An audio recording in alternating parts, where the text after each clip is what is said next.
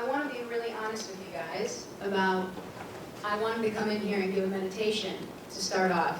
And then Diane had told me that she played the flute, so that took that off my hands. So I want to start off today a little bit differently.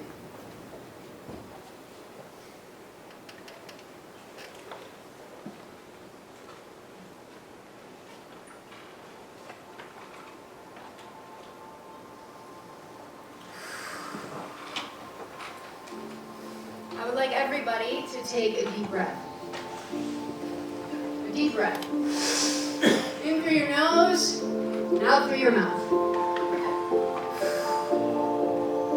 Now, along my journey, if I've learned one thing, it's about how precious being in the moment is.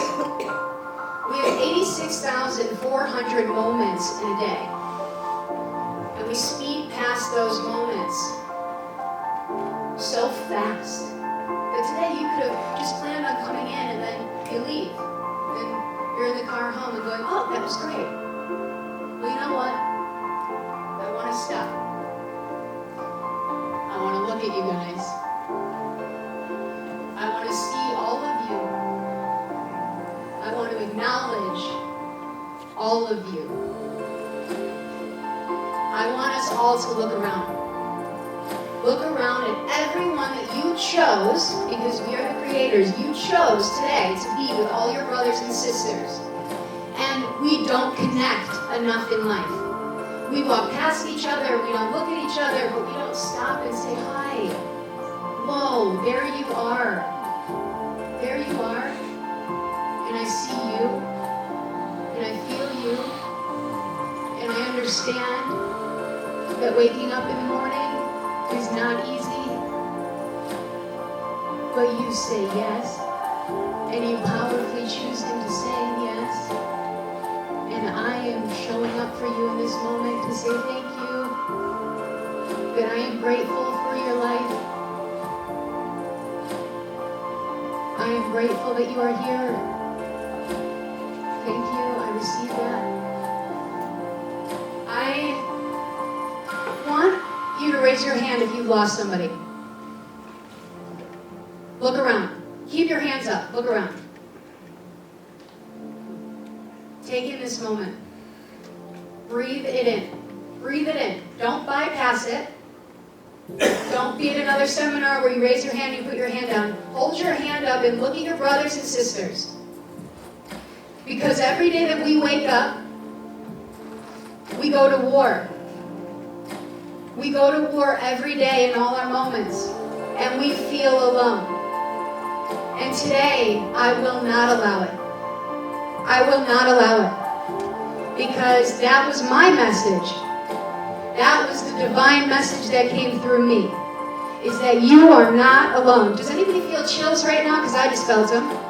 This is about calling in everybody that we've lost into this moment to share it with us. Because what we're really doing right now is we're acknowledging them. We're giving them a voice. We're choosing in and slowing down our programming in our moments to feel them. Again, to just be here. What does it feel like to just be here? Feel your chair. Feel your legs. Feel your body. Breathe that in. How good does that feel? To really just be grateful in this moment that you're here, that you're still here. Now, I'm going to be fiddling with this because there's music involved, just so you know.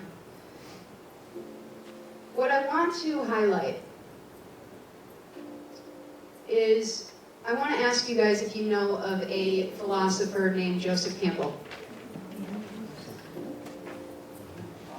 So he is somebody that I value, that I love, that I study very deeply. He is a philosopher that took all of our stories, everything in history, every myth, every legend, every movie, every novel, and he dissected it. He dissected it and found a gem. And this gem is what I'm here to show you guys today. to express through my story in hopes that it resonates with yours. To keep us going in this world. To give us hope. I'm calling this the journey home. Because truly, even feeling yourself right now, that's home.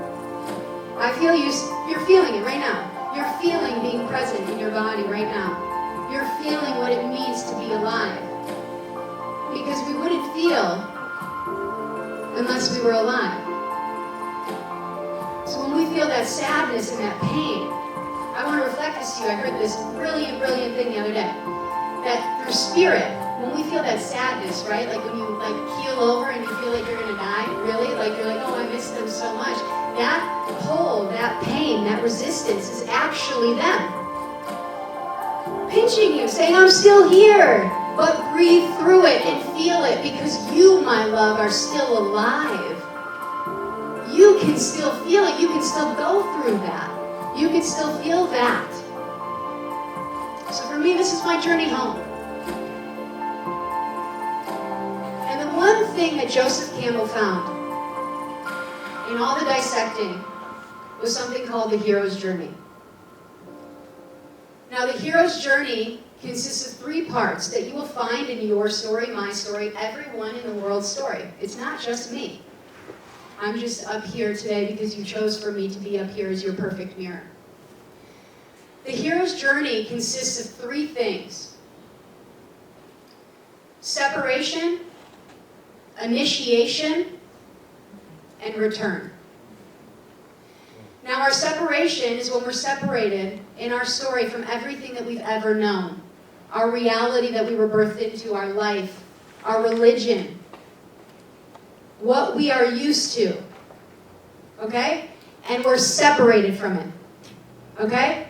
We are separated from the reality that we thought was real. And then there's initiation. We're initiated. We go on a journey and we're initiated into a new experience, a new reality, a new life. And it's not easy to get there. It's the call to adventure. It's following your bliss. And then it's the return. It's when you return home with all the gems and all the knowledge and all the wisdom that you carried along. So today, I want to ask you guys, how many of you find it hard to go back in your story? Raise your hand. To remember things that you maybe don't want to remember. And really feel into that. How true is it for you to go back to your childhood? To the place that we were birthed, where everything started to happen. This is one of my favorite quotes. I don't believe people are looking for the meaning of life as much as they are looking for the experience of being alive. Let's sit with that. Sit with how you felt when we started just a few moments ago. There's a difference in your body and your vibration when you truly feel alive. When you truly remember what it means to feel alive. When you slow down in life and you feel alive. This is the hero's journey.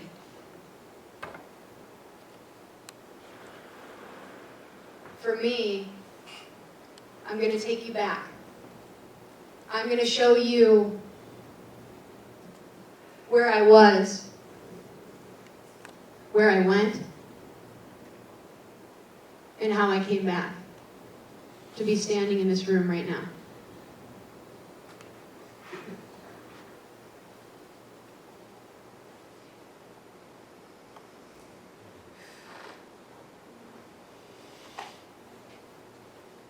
I close my eyes.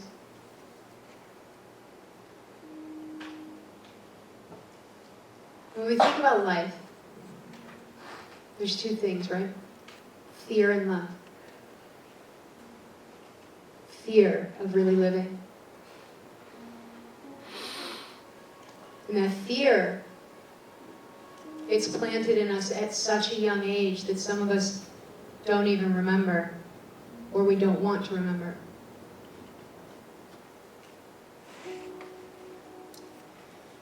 I was 3 years old.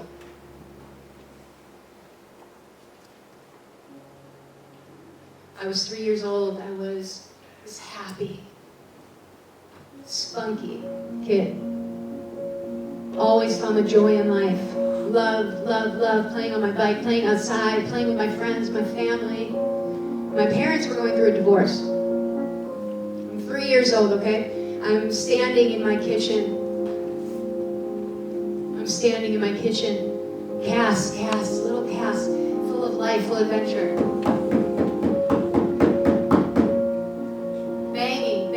Banging on the door, banging, loud noises, little Cass, loud noises. My little brother, my big brother, he's 6 at the time, little big brother, gets scared. My mom, sitting right there, runs past us and rips the phone off the wall. Crying, screaming. Little Cass, standing there. Chaos. Fear. She's sitting on the floor crying, begging the rabbi to pray for us.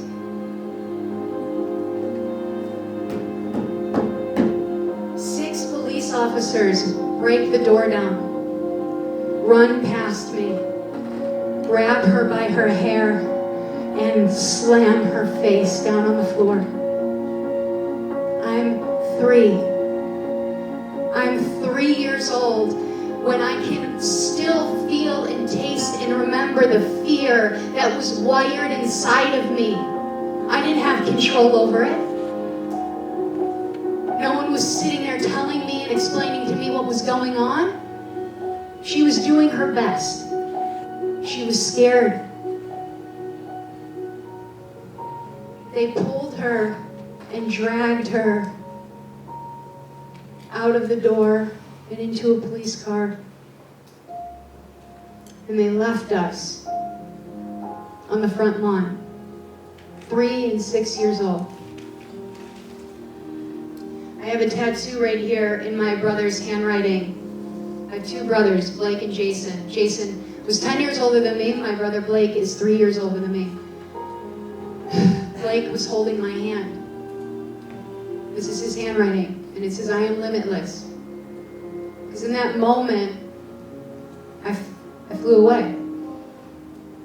I flew out of my body. Because how many of you have an experience that fear comes in and you don't want to be here? You don't want to be in this experience. You don't want to feel what that really would feel like. I was 3 years old when I started in my wasteland and my journey. Now, let's fast forward. I'm in junior high, and I'm being me. I'm excited about life. I'm excited. I have so much energy. You guys can feel I'm just an energetic being. This is just who I am. But the school said no. So they put me on Adderall for ADD and ADHD. I went from 20 milligrams to 30 milligrams to 180 milligrams a day. I was abusing it by the time I was in college because I didn't want to be in my experience anymore. If there's 86,400 seconds and moments in our life, in our day, I was speeding so fast through my moments, I have no idea, honestly, what I was doing. But I was also taking Valium and Vicodin, anything I could to take me away from my family, the darkness that was going on at home that I didn't understand, that still was not being explained to me, but also on my journey, we all have to understand everyone's living their own experience. So you can't fault outside yourself. You can't. We created it. So I started choosing into unhealthy relationships, compromising myself. So I couldn't find that love anywhere else. And I couldn't find it inside of me. So I started speeding past my moments, doing all the things. And at this point, I was living downtown in a horrible relationship, physically, mentally, emotionally abusive, working at a job that did not spark any passion in me. I was coasting. I was numbing out of life. I had no want, no desire to live. I didn't know that at the time. And then, the call.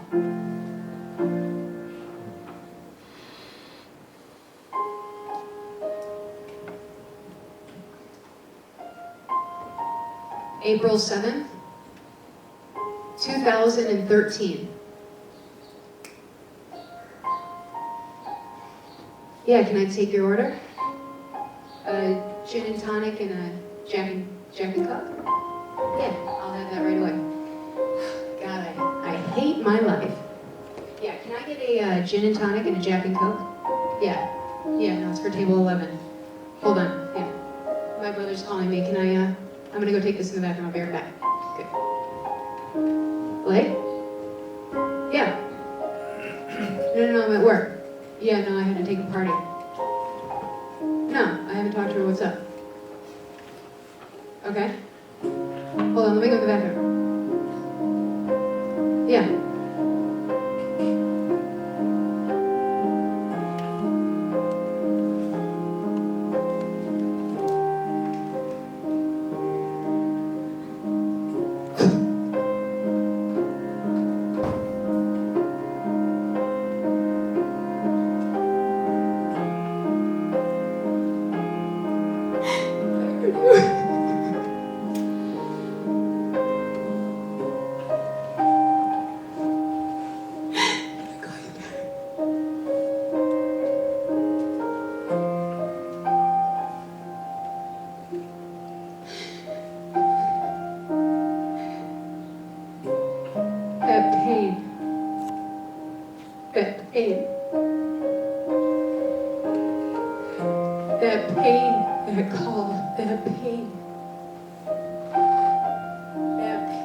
Still lives right here.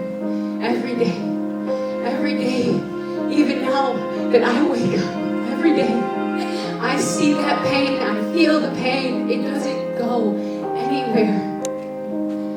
That call woke me up. That call was my call to adventure, because I was running my programming so fast that I had to write in my own story that my brother died, so I would slow down. Because if I'm the creator and I have to take responsibility for writing these characters into my story for a reason, I've had to uncover why. And I uncovered that I had to write that in. Ooh, can you think about how much darkness I must have been in?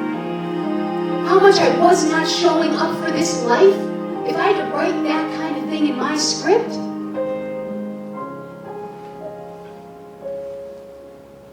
My brother died April 7th, 2013, from a heroin overdose. And as you guys know, when you lose a kid, a brother, anyone, you don't just lose the kid. You lose the mom. That day, that day changed my whole life. Now, along this journey, there's the reluctant hero. And that was me. Because that was my call to adventure, my wake-up call. And after that, For 6 months, I would drive to work, and I would create this illusion in my head of me being in a hospital bed. And all the people that would show up for me, all the people that would love me and care about me. I created this in my mind every day. This is my truth. Every day I would drive to work, I'd play music, and I'd see myself in a hospital bed, and I'd be like, ha, people finally love me, they care about me, they're giving me the love that I desire. In this time span, I had this voice inside of me telling me to move to California. My mom and I took a trip there, and when I was there, I was eating, and my hand cramped up, and I dropped my fork.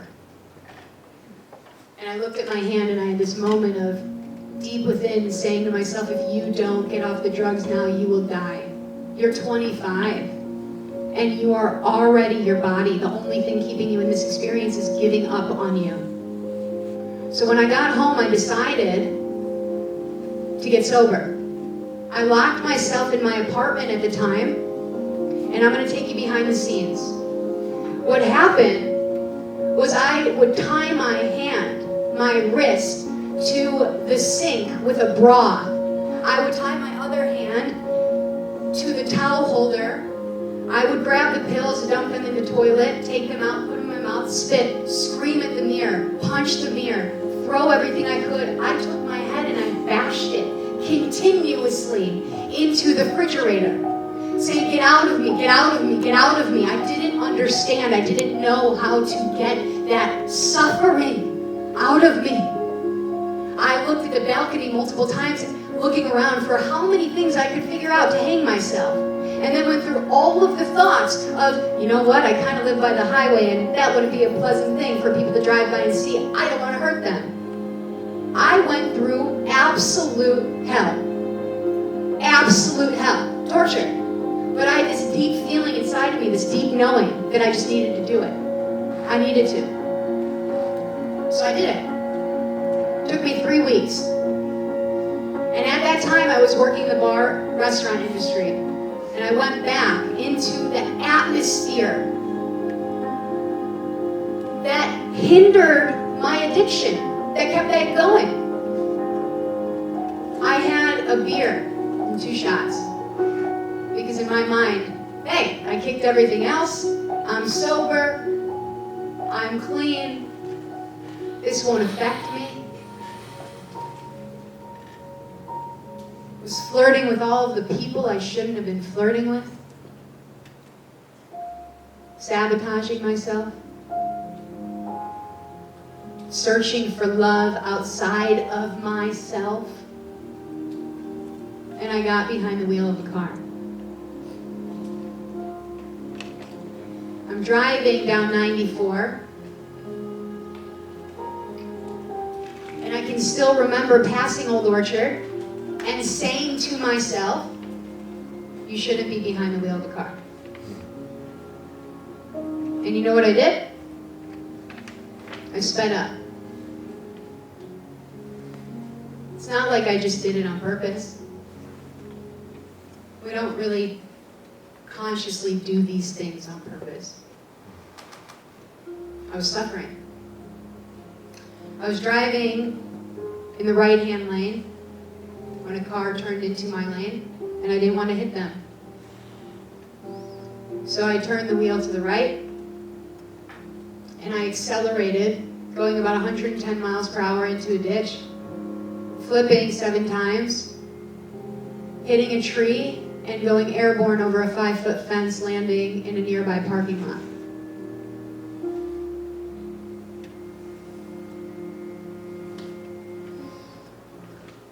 The things that I remembered going into it were holding onto the wheel and saying, I'm ready to play. I heard myself say it. Now that was my separation. That was my separation from everything that I've ever known.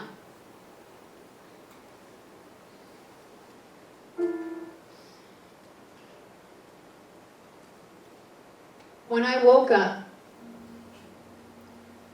the only thing that I had remembered was seeing my brother, Jason. who had passed away 6 months before. I saw him clear as day. He was wearing the same hospital gown that he was wearing when I said goodbye to him.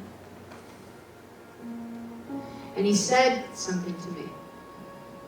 And he said, Cass, you are not alone.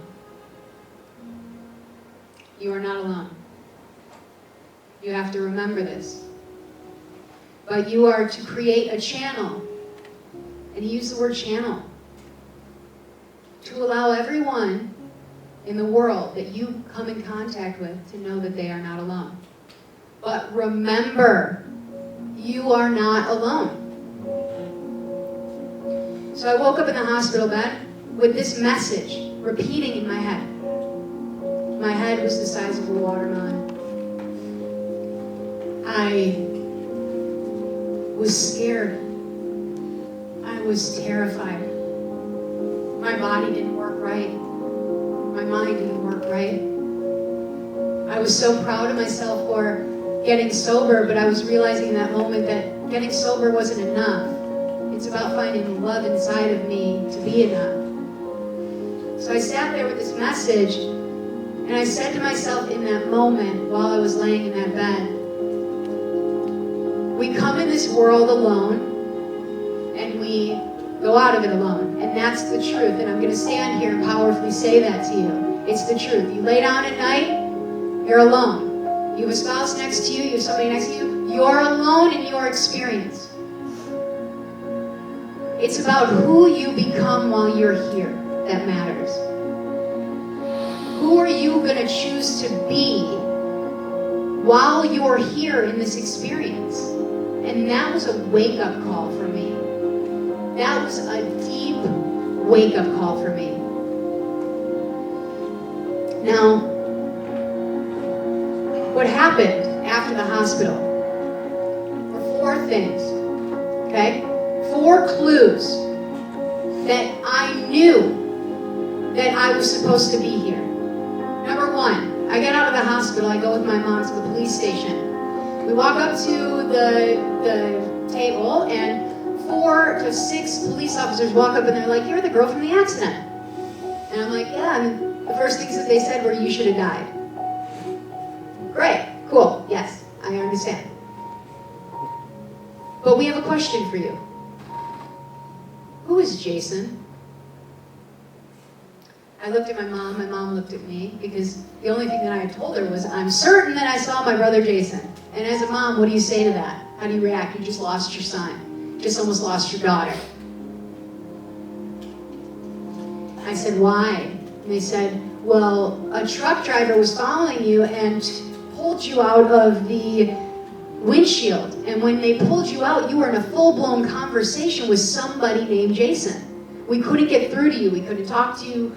No one could get through to you, but you were having a full-blown conversation to the point of where we thought he was in the car with you, so we searched the surrounding area because we thought he catapulted out of the car.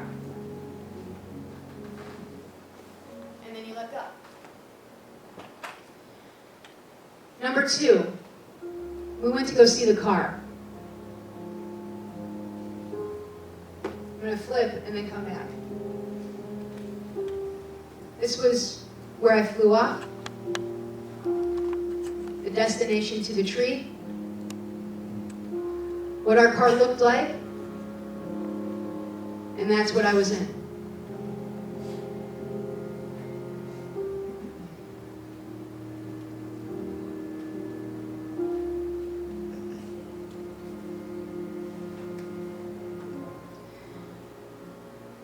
Now, after we went to see the car, we went to the site where the tree was. The tree had a piece of paper lodged into it. And I'm walking up and I can still hear my mom from behind me going, what is that? What's in the tree? And I walk up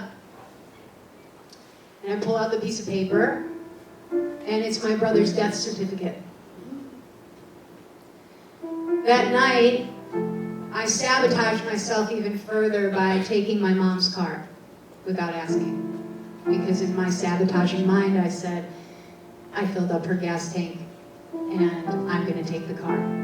And they told us that if I wasn't in that car, I would have died because of where my head hit.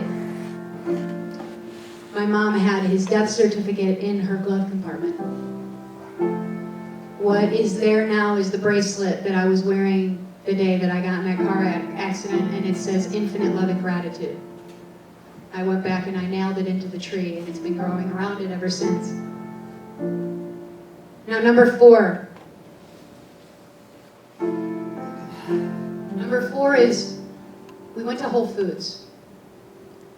And we walk in, and this woman comes up and starts talking to us. And she starts telling my mom, they get into a conversation, and she starts telling her that she is a neurologist at Evanston Hospital. And my mom goes, oh my God, my daughter just got in this car accident. And this was the first place that I had been in public, like with a lot of souls, a lot of people with energy, with spirits coming through them. And so my mom goes, oh my gosh, she's got this accident. And I'm looking at her, okay? And I start hyperventilating. And I have this deep feeling inside of me that something is different. Something is different in me. I'm not the same. And this isn't just getting sober. There's something different. I excused myself, and I walked away, and I kept saying to myself, what was that? What was that above her head? Oh my God, I'm freaking out, I'm freaking out. And I can still remember my hand going for the vitamin bottle. And she grabbed my arm, and she said, who did you see? I know you saw my husband. He passed away. I work with a lot of patients in NDE, and told me about this place. And said, I know that you tipped over the other side. And for someone that's not versed in this scene, I had no idea what that meant. But I also knew what it meant at the same time. I fell to my knees and I started crying. In that moment, I had a deep knowing. I had a deep knowing. So my brother Blake is very much in this spirit world. He writes books. He wrote a book called You Were Not Born to Suffer. And I called him, and he was in Australia at the time, and I said, something's wrong with me. I don't know what's going on. I told him about the experience, and I said, please reach out to clairvoyance, mediums, anyone. I need to know what's going on, and I need to know what I need to do. I started seeing spirits in our house. Started seeing little girls, little boys, things above everyone's head. My brother called me one day and he said, Cass, you've always been really spiritual and really in tune. You basically were teetering on the line with spirit and with this world, and you tipped. You tipped over to the other side. And now you have to make a choice. You have to make a choice, and you have to say it out loud. You have to make a choice. Are you going to continue living and sabotaging yourself and living into this unconscious story with these unconscious moments? Or are you going to wake up? Are you going to choose and say yes to your journey, to this new life, this new path?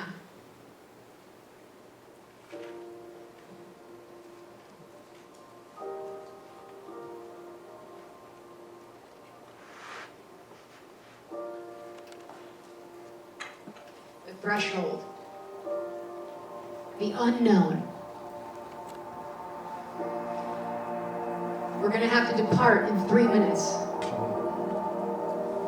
So what I'm going to leave you with is the unknown.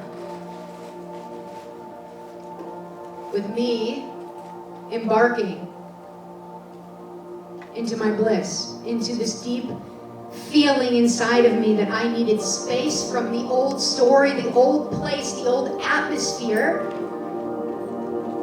that was keeping me in a certain space in my life on my hero's journey. So I moved. I took flight. I said yes.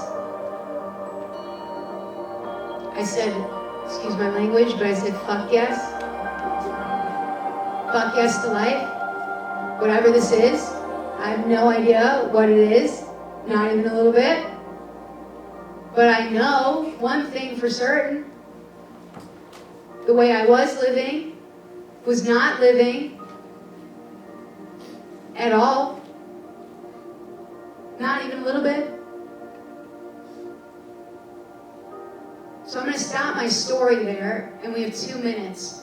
And I want to ask and make this, because I want to play with you guys, that's the truth. It's like, I don't want to be this thing up here that keeps consistently talking. I'll tell my story and I'll go through it, but I want interaction. I want livelihood in this room. I want anything that you're feeling today, anything you want to ask, because we go into seminars all the time and there's these things you want to ask, but like you sit in your thing and you're like, I'm not going to ask, I'm too shy, Make this your moment. Give yourself radical permission today to radically speak up and radically be accepted by all of your brothers and sisters, because today you created and manifested the creator, the founder, and the magician of a company that was channeled through called Now Level Up. It's our time. Whatever you think, truthfully, that your physical body looks like, it's bullshit. It's bullshit. We're lucky to fucking have it. That's the truth. But the truth is, you're here right now and you can ask and make a difference and shift your life. Just by giving yourself permission. So does anyone have a question about death? About anything that maybe has happened in their life that they don't understand at this point? I see your little Ann. I want to ask you about your mother. Why did your mother get taken by the police when you were 3? Why did my mom get taken by the police when I was 3? Good question. So my mom is actually here today, and my mom actually, I want to shine light on you, and I'm going to do this in this moment. This woman has lost her mother, her father, her brother, her son, and just this past November, her husband, and almost her daughter. So if we could all also send her love, because she definitely needs that. You are an angel and a fighter and a warrior of this light.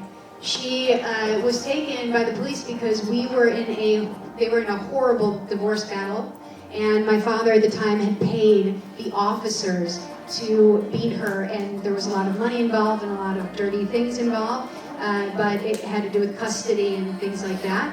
So they had sent them in to take her, which, it happens. It's part of our story, yes.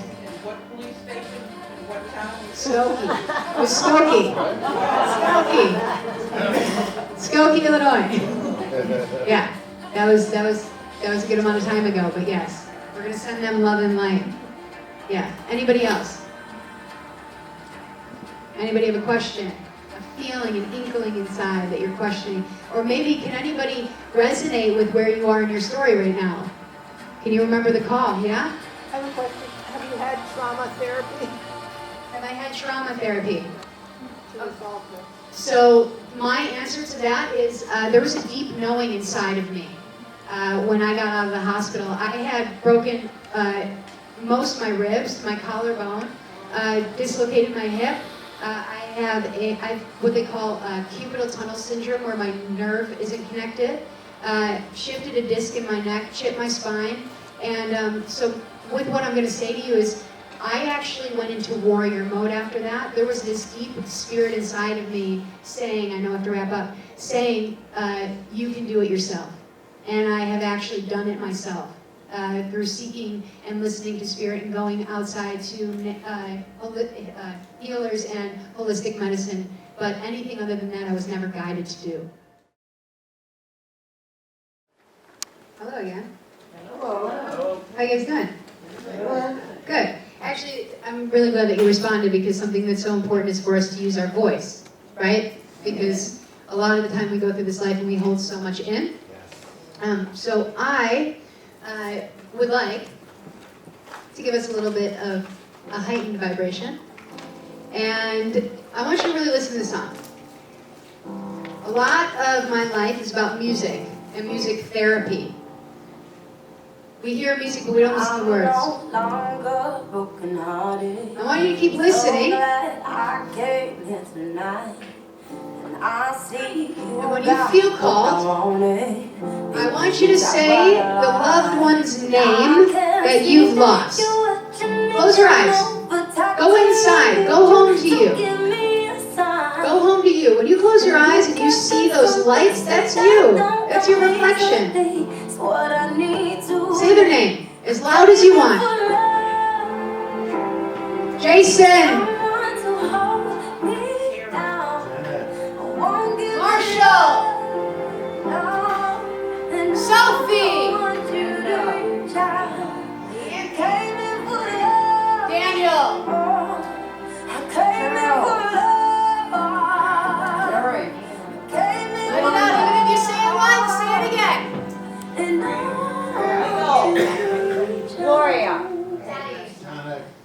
I'm so ready. Snowball. Doc.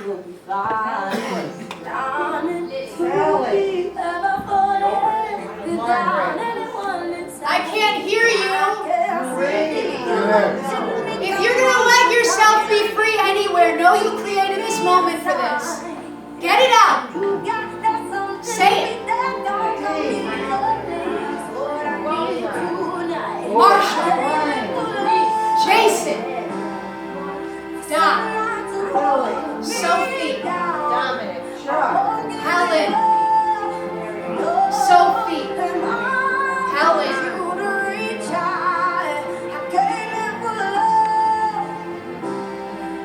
Marshall. Sophie. Lois. Dan. George. Mike. Gary. Mike. Helen. This is what we came here for. We came here alone. This is why we're here today. We're here to honor them. We are here to honor them. I'm here to honor them. They saved me. They saved you. Whether you see it in your story now, I promise. Let them know it. Let them know that you're still acknowledging them. If you haven't forgotten about them. You're here, but are you here for you? Are you here for them? Are you here for both of you? You're doing the work. You're doing the work by just being here. This is the work. This is the work. We all have soul contracts. There's billions of people in this world. There's billions and billions of people in this world, and we were put with these people that we lost for a purpose. They're our key. They are our key. Now, the reason that I set the container up like this is because the next part of my story, the threshold, the magical helper. Now, the threshold for me was going to California, going into the unknown, going into a place with no family, no nothing. And there's so many things that happen within the threshold that I'm not going to go into because there's so many little things, but there was terror. There was fighting with my mom, and we got separated for a long time because of things I was hiding, of things she was hiding, of things we couldn't express to each other. There was physical abuse. There was sleeping in a retirement community. Sleeping in my car. This tattoo on my arm is my grandmother's signature. And the reason that I got it in the threshold, in the unknown part of my journey, was because I was sleeping on a couch of somebody's house that I wasn't familiar with. But I didn't want to go home. I didn't want to turn around and say, I'm not going on this call of adventure. I'm going, no matter what. I was laying on this couch holding a pillow, and I had this memory come through of me as a little girl, holding on to my grandma's leg while she was taking care of me, and how it was the one thing that kept me safe in this world. My grandma was the love of my life. The love of my life. I would sit on the toilet and watch her get ready. I can still close my eyes and I can still see the way that she put her hair back with all of her bobby pins. I can still see the way that she would put her lipstick on her fingers and rub it as blush, so her lipstick and her cheek matched. I got so scared in my threshold that I went and I got a tattoo of her signature, so every pillow that I held, I felt that she was with me. And I wore this shirt on purpose today, trust me, you're lovely, and I did it because I wanted you to see my body. We have so many perceptions in this life, so many things that we're supposed to think about people. Oh, they've got a tattoo, they're a badass. They drive a motorcycle and they've been through all these things and you can't talk to them and they can't have a real conversation because they're so bad to the bone. And that's not real. My truth on my artwork and on all the tattoos that I have on my body is that it started with this. It started with a tattoo that is from my brother in his handwriting that I needed to see in the mirror to keep me safe. And then it turned into understanding through when I landed in California and I finally got an apartment and settled in, had my, I like to say, my wings settled down, grounded. It was that time and that moment that I got to understand and start understanding more of my story and my journey. And when my brother told me I needed to make a choice, I dedicated my life to it. I dedicate all my 86,400 moments in a day to living in radical permission, to hopefully show up in front of you and in front of you as everything and anything that could be deep inside of you that you may want to taste or try, and know that it's okay because I'm living in an authentic life. I live for my truth. I live for my honesty. These are all passages in handwriting for my whole family that keep you safe in the world. Surrender, be still and know. Radical permission, peace, love. In the forest are my children, I will kiss them long and heal them. An angel power button, that's my new one, I like that a lot, with a magic stick in the middle, to turn on our magic. The truth is I'm just this little girl, and I'm always going to be this, who paints their clothes, who paints their jackets because I have anxiety and I need to channel it somewhere. There's an algorithm behind everything we do, and it's about speaking up and giving ourselves permission to tell everybody what that is, to keep us safe, to keep us going. So my magical helper, okay? I'm in my apartment.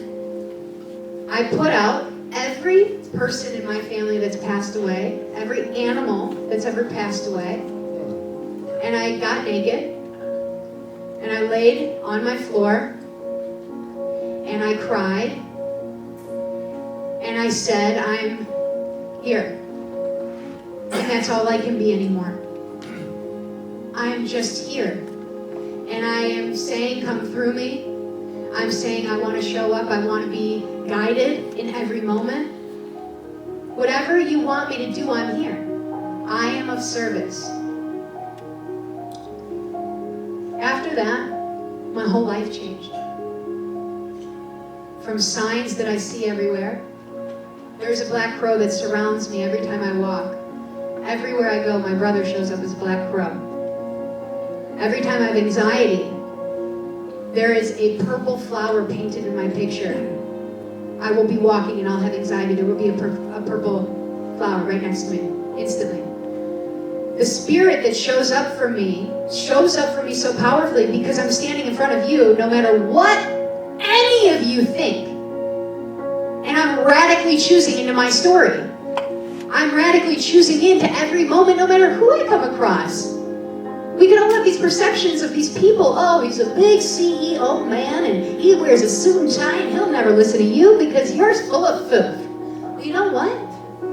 You know how many business meetings I've had with those kind of men that look at me and they see you are not alone. They see to understand is to be free. And you know what they say to me? God, you're full of wisdom. Because you know why? Because they're aching inside for someone to get to know them. For someone to actually say, fuck, you get it. You get it. This isn't easy every day. I do need to surrender. We are all one. All of these things. This world brings in all of these illusions, all of these things for us to think. But the truth is what we feel. That's the only thing that's true. Every day. It really is. Doesn't matter what you think, doesn't matter what you think. That's truth. I love you both because you're in my hologram, you're in my story right now. But the truth is only when I'm speaking. And that's all I know. I'm not going to tell you what you know about your life because I don't know it. I'm not going to tell you about your life. I don't know it. But I'm here to listen. I'm here to love you. So my life with these magical helpers started to turn into absolute bliss. And my journey was isolation after this accident. I isolated myself. I had a program. I knew I needed to find something inside of me. Every day I would wake up at 4 o'clock in the morning. I would run 6 to 8 miles a day. I would go work out. I would think and think and think of all of the memories, all of the moments. I would rewind my life, which now LevelUp's tagline is unwiring the fear, rewiring with love. I realized in these moments of isolation that I needed to go back. I needed this space from the old stories.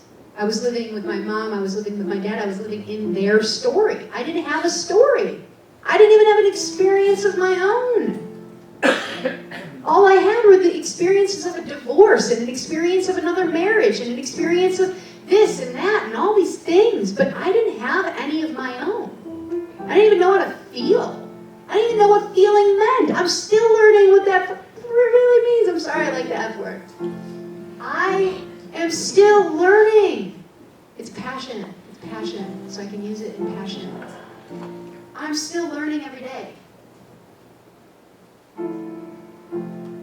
So in this moment, okay, I'm in Chicago, or I'm in LA, and I have this moment where my mom calls me.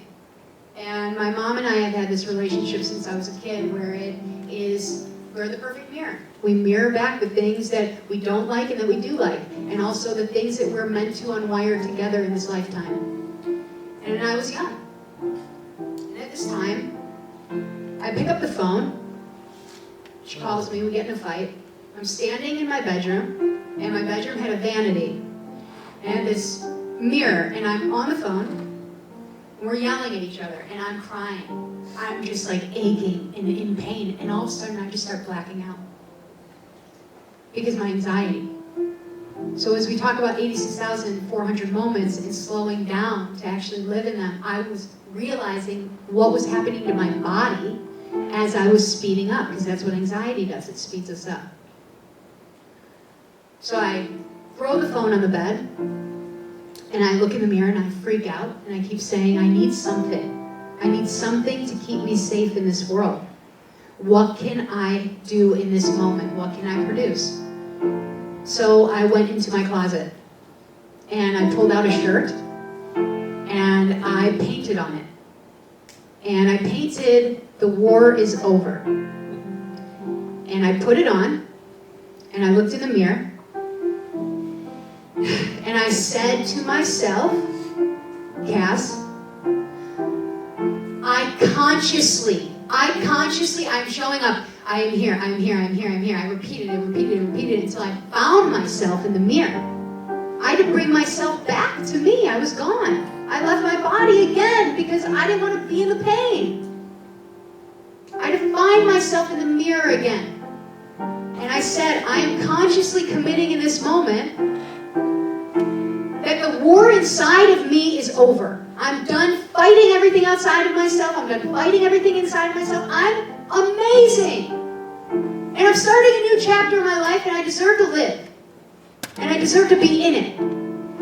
So I'm not going to do what I used to do. Because when I used to fight with her, you know what I would do? I would sit in my bed and I would go through all the misbeliefs that I programmed inside of myself, telling me I was a horrible daughter. I was a terrible person. I was doing something wrong. All of the things that no longer served my life. That was my fear of living. And I didn't want to live in my fear anymore. I didn't know it at the time. I didn't know that's what it was. So I put the shirt on and I said, I'm going to go out. Where am I going to go? I love Whole Foods. So I love grocery stores. So I go to Whole Foods. I walk in and I powerfully committed to be the war is over, that vibration. What would that look like? What would it feel like? What would it taste like? So I walk in and I swear, everyone, I'm like walking in like this one, putting my hand up, giving everybody the peace, and people are like, oh yes, I love your shirt, you're amazing, oh my God, yes, peace, love, harmony. I was sitting there for a moment, in my head I'm like, this is weird, like, no, like something's wrong. Like this, I'm creating an illusion right now, like people can't be this nice, like to me in this moment. And all of a sudden I started to notice that I was like feeling so good, so happy. That the moment that had just occurred in my room, the darkness was no longer darkness because I had the power. I took back my power. I took my power back. Through writing words on a shirt. And you know how it happened next? I go outside, and I'm walking my car, and this guy walks by me, and he snarls at me, and he goes, oh yeah, the war is over. Oh yeah. And in the moment, channeled through, didn't know what I was doing, I grabbed his arm instantly. It was an instant reaction. And I took his hand and I put it on my heart. And I put my hand on his. And I said, no, it is. It is, brother. I promise you. Let me tell you a story. It really is. He starts crying, hysterically, automatically, just starts crying. We end up sitting on the bench for 2.5 hours talking about our fight and his marriage and all the things and my family and all the things, and we just got it out. We just listened to each other. That's all it was. We found community in a moment. We found connection in a moment. One moment changes a whole story. One moment. One moment of you being nice to someone could change their entire life.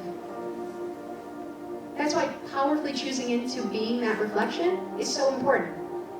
So I get in my car, and I literally had this moment of, oh my God, this is it. Something, I feel it, I don't know what it is, but this is it. If I could do this, if I could produce this for the masses, this could be like a thing, like a real thing. So I felt that I had like the thing. Like I grabbed onto it, I didn't know what it was yet, but I had it. It was in my hand. Okay. So I'm marinating with it, and I go home and I start designing, and I start like thinking about like concepts.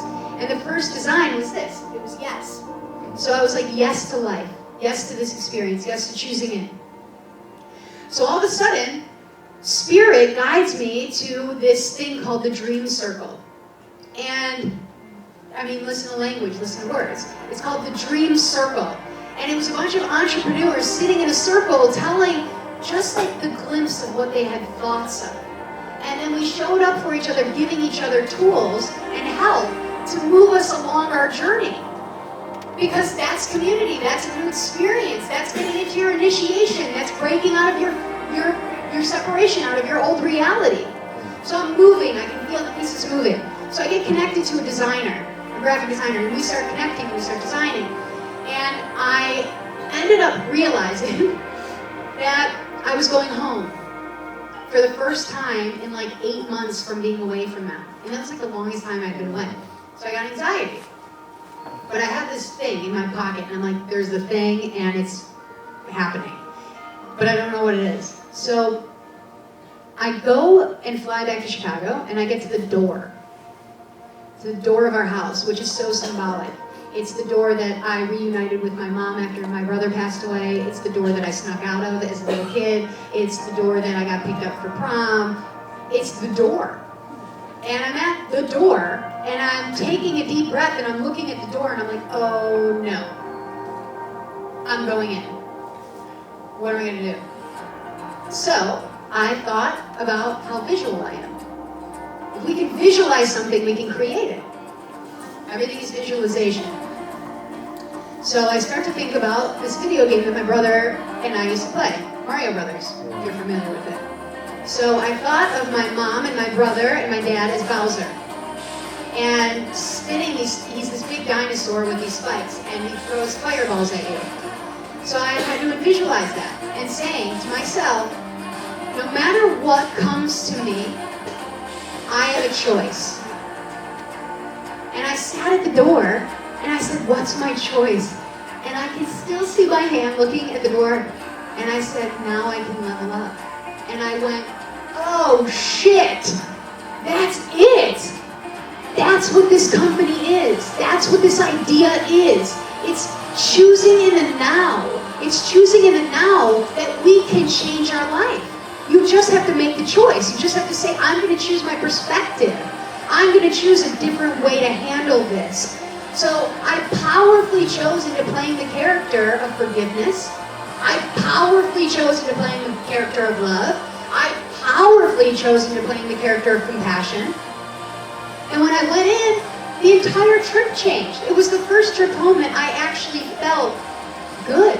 I actually felt like we were connecting, and we were starting to flow, and we were starting to see each other for the separate stories that we deserved to be in. We all are in our own lane in this world. And when you try to get into someone else's lane, I promise you, you will crash. If you try to put your power in someone else's lane, you will crash. You don't deserve to be in anyone else's lane. You gotta stay in yours. You have to. You have to.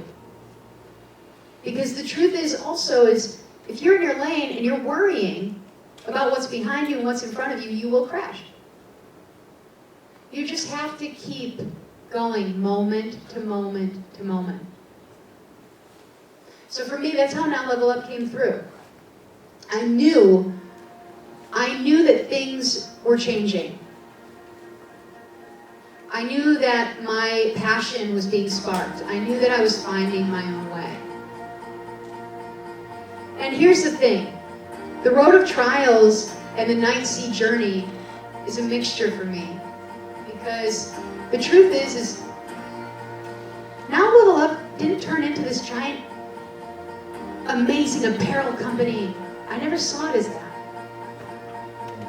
It might, one day. But the point is, it turned into my story. It turned into a part of my story that helped heal me. That helped me grow. The point of us being here is not to create this thing that makes millions and billions and billions of dollars. We're here to create something to take us into ourselves. Not outside of ourselves, but to keep us inside of ourselves. So I went through all of these things. I started a private practice because I started realizing my ability to hold space. What I could do with my hands on the body, what spirit wanted me to do. So I started seeing clients.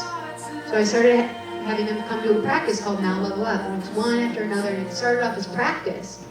As me just showing up as service and being like, this is what I'm here to do, this is what I'm meant to do. And in this process, my father fell down the stairs at our house and hit his head. He hit his head, and my father adopted me He's my stepfather, but I've never considered him that. He adopted me when I was really young, and he was the love of my life. He was the first thing in my life that was consistent. When I was in LA, my friends would ask me, what is the thing that you love most about your dad? And I was like, one thing? I love so many things about him. I love the way he takes 75 vitamins and smacks his face every single time that he takes them, like he knows his hand's gonna hit his head, like his face. I love how much of a schmuck he could be at times. I love how powerful he is. I love his hands. I love the way that his skin molded around his ring finger. And my mom reminded me of this one story when we first met him. I was in 7th grade, and my mom and I were driving. We got T-boned, and we went into a stoplight, and the stoplight fell. And she said, when you got in this car accident, you were screaming consistently for your dad. You were screaming his name over and over again. And at this point, he'd only been in my life for like 4 years. And I was like, thinking about that moment when my friends asked, and I said, the reason that I was doing that was because my whole life was inconsistent.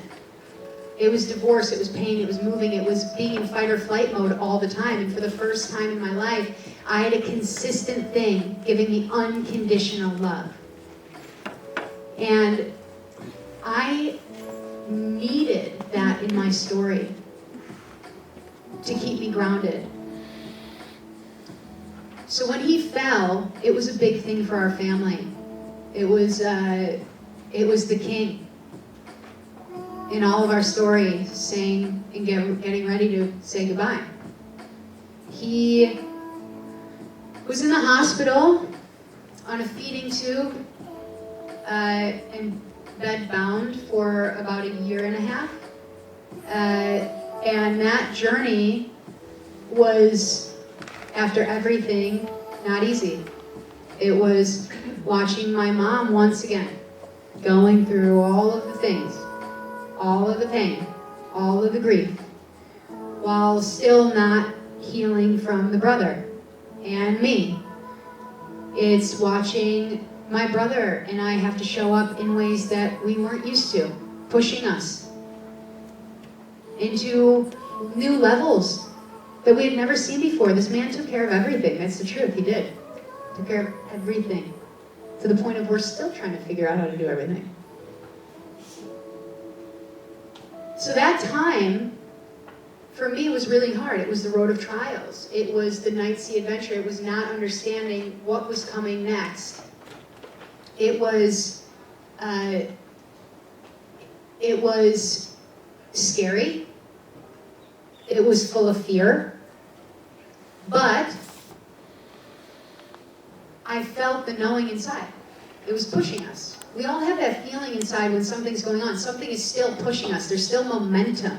Even if it's painful, there's still a momentum inside of you. So during this time, I overrode my system with trying to help all of these clients and then also flying back and forth from home and showing up with my dad and going through all of that. And I'm sure that you guys are used to, is anybody in here used to somebody being in the hospital and that kind of a process and what that looks like and feels like? Of the uncertainty of the unknown. You don't know what's going to happen. It's like your life's on eggshells every day. You don't know when you're going to get the call. You don't know what that's going to look like, what it's going to feel like. So as I'm doing this, I said to myself, I need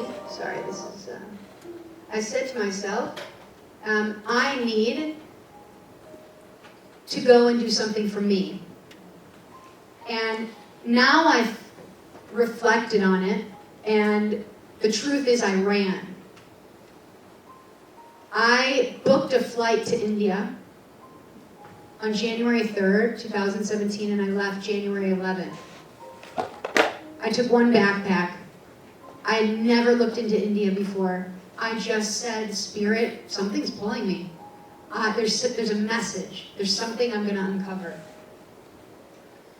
So I get on the plane, and I wore my shirt, "You Are Not Alone." And I traveled all around India with that. My Flight in, I got off the plane and I was terrified. But who am I going to tell? My whole life, I've been this little girl inside powering through my moments. I had a really beautiful conversation with one of you when we were during the break just now about fearlessness and coming up and saying, I feel like you live a fearless life. And I said, that's so far from the truth. Because my life has been so terrifying. So terrifying. There's been moments that I have not known that I was going to get through. But it's the fear that drives me. Because when I feel the fear, I feel the message that you are not alone. And then I remember I'm feeling.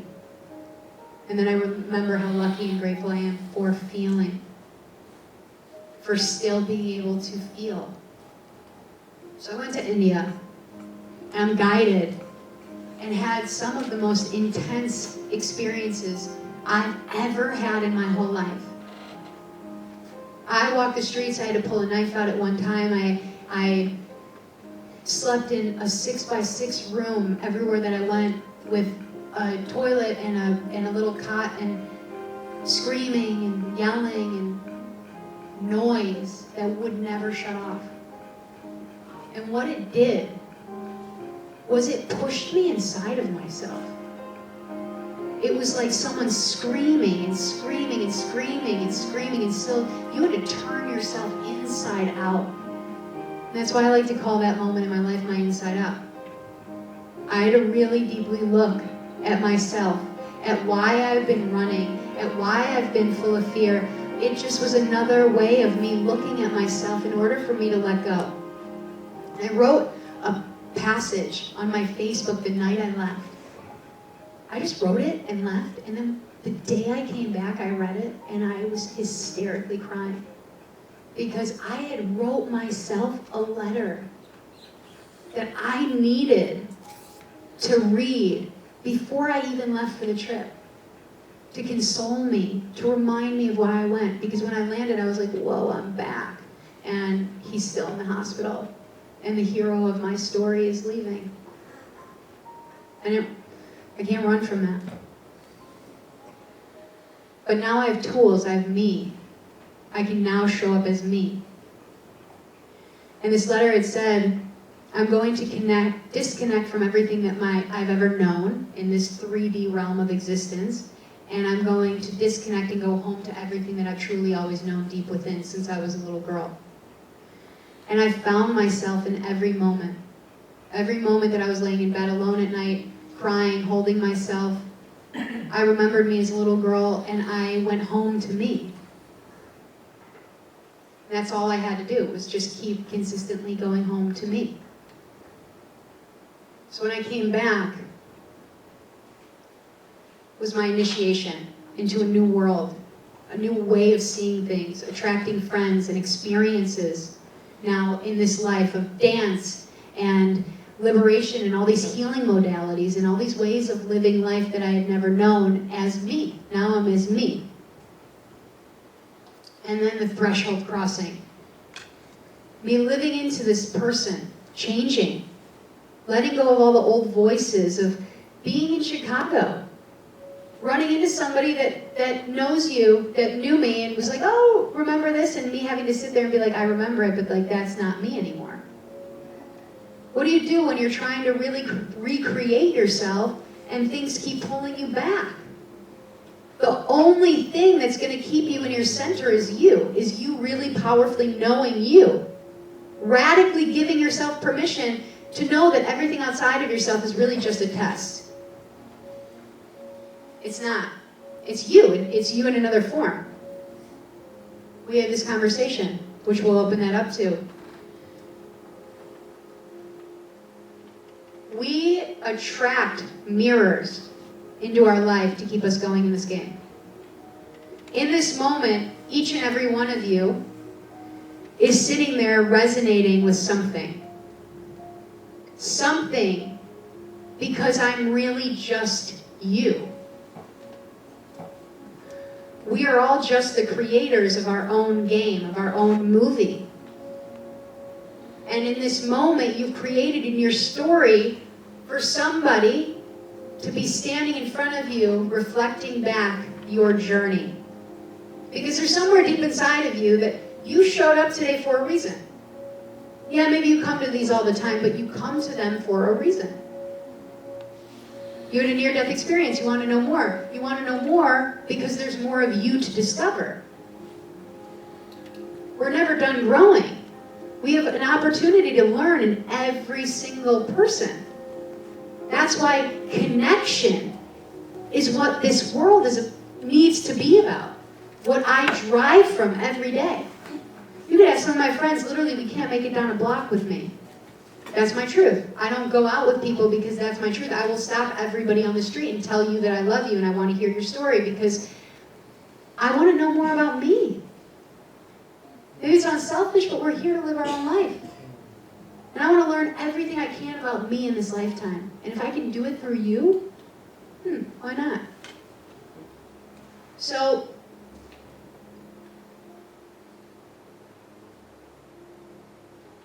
the apotheosis, the climax, was my father dying.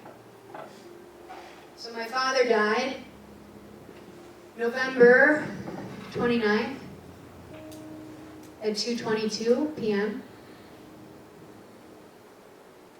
And that was the climax of my story thus far. Because that moment brought my mom, my brother and I to his bedside. I played music while looking into his eyes. My mom rubbed his head while he went to the other side. My brother did energy work over his body. I was wearing my shirt that said, "You are not alone." We all showed up. That's the most important thing we can do in life, is show up for ourselves. Because really, at the end of the day, he's a reflection of us. We showed up for ourselves. It was integrity, it was love. We went through the fear, and we found the love.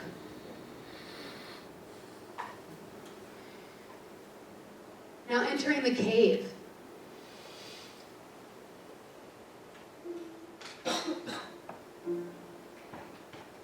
Entering the cave is equivalent to entering ourselves after tragedy.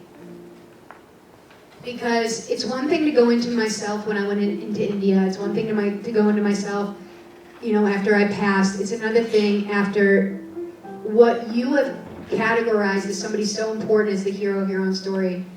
You have to deeply go in when your whole story changes like that again. The point of this is, we have all died. Everyone in this room, every single one of you has died over and over and over again. In just these moments, I've died 3 or 4 times. In just what I'm showing you. That's a death. It's a death of ourselves. You know those moments, and I know I'm speaking to every single one of you, that behind closed doors, and you're in your fetal position, and you're crying, and you just want someone to get it. You just want someone to love you. But the thing is we're crying out for us to finally just love ourselves that much. So that cave for me was going into my patterns, going into the things that I had never looked at, that I needed to see that I was the hero of my own story. Realizing that I was still giving my power away. That, yes, there are all these things that made my father my hero, but at the end of the day, why did I create him in my story? I loved so many things about him in my story that I backed up and I was like, I'm able to love that much about myself. Because loving myself that much doesn't take away from how much I love him and the things that I love about him. So I like to say that when I was on the plane, going to say goodbye to him, I started channeling and I wrote down in my journal, how do you say goodbye to the hero of your story? How do you watch Superman hang up his cape? That's about as far as I got. And I sat and cried on the plane. And what I realized was, I'm not saying goodbye to the hero of my story. Every morning that I wake up, I'm consciously getting out of bed. I'm consciously being in the moment to put my foot on the floor. I'm consciously choosing to go into the bathroom, to look into my eyes, to tell myself I love myself.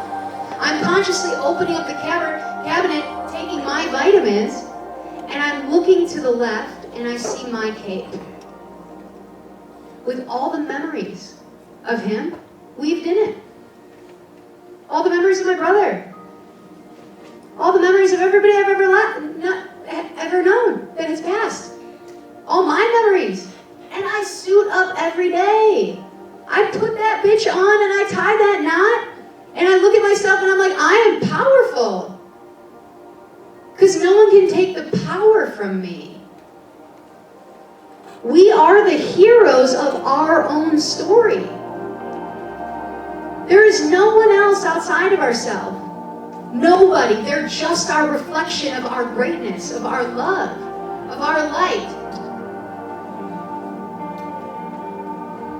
So I want to be honest with you guys.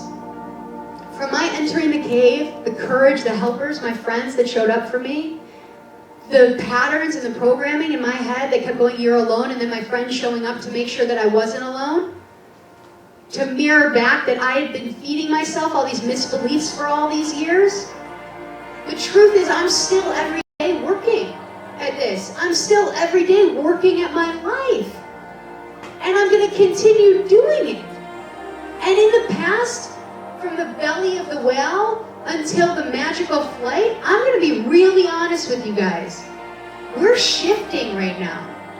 We're all waking up to being present to this moment, to our lives. We have to. Look at what's going on outside in the news. We are being pushed and pushed and pushed to find our voice, to find our strength, to find ourselves, because we cannot keep going the way that we have been. We're awakening. We are waking up to the greatness that's within. And I feel really blessed because these past few weeks, I've gone into parts of my story where I wanted to check out. That's how dark my life has gotten in the past few weeks. Ripping patterns, dying, old things that I've needed to let go of that no longer serve me. And I've been prepping for this. And what has reminded me is the message. I'm not alone. I'm sitting in a room with all of you right now that you guys have gone through the same journey. The same thing. You're not alone. Not even a little bit. And my return is I'm literally in the same hospital I died at. 5 years later, speaking about my death. Like, if that couldn't be like the most miraculous turnaround, I don't know what is. I don't know what other proof to give, what other hope, what other motivation, what other inspiration, that like you could come from that shit, that wasteland, and be standing here right now. And you know what the treasure is for me? The treasure is that I just get to walk out this door. That's my treasure. My treasure is to stand in front of you guys and say you're not alone. You have a sister. You've got sisters and brothers all around you. We're so lucky. We're so lucky, and I want to show you guys this. That you see the symbol for Now Level Up. It's an N, an L, and a U, okay? In the dream circle, the woman that I got connected to channeled this for me, okay? 4 years ago, okay? This is the hero's journey. Not only is it written, it's already written. Your story is already written. It's about listening to the voice and stepping into it, saying yes to the call. It's already here. You see this? When I say it was already written, it was already written. Every piece of metal that was above my head was in the same way that my logo is. I didn't make the logo. I didn't make it.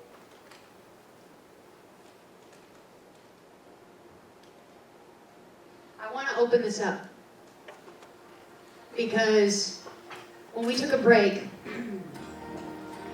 a lot of you came up to me.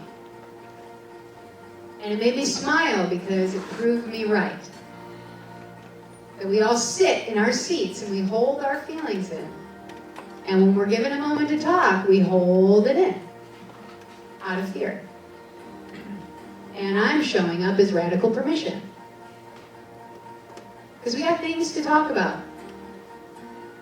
Things that you deserve to let go of here in this room. To understand. And my truth is, when I left, I came back and there are things that I know that my truth is I don't know how I know them. When I work in my practice and people say, well, what's your degree? And I say, life.